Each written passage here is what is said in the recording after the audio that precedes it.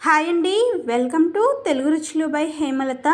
ఎండాకాలంలో చల్లగా కడుపుకి చల్లగా ఉండే ఈ మజ్జిగ పులుసు అయితే చాలా టేస్టీగా ఉంటుంది. ఎలాంటి గట్టి కూరలు ఫ్రైలు తినబుద్ధి కానప్పుడు ఒక కప్పు పెరుగుతో గరిటెడు బియ్యం పిండి వేసుకొని ఇలా వాటర్ వేసుకొని కొద్దిగా కలుపుతూ ఇలా కలిపేసి పక్కన పెట్టుకోవాలి.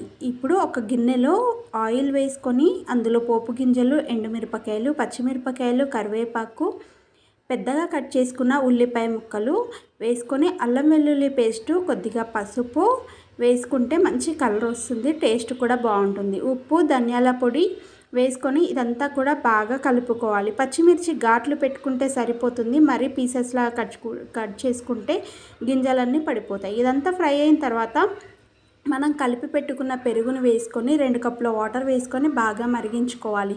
మిరపకాయలు ఉడికి ఈ పుల్లదనం అనేది దానికి పట్టాలి. అంతే, టేస్టీగా ఉండే మజ్జిగ కనుక మీకు నచ్చినట్లయితే ఒక లైక్ చేసి, షేర్ చేసి, సబ్స్క్రైబ్ చేయడం అస్సలు మర్చిపోకండి. మరిన్ని మంచి రెసిపీస్తో మళ్ళీ కలుద్దాం.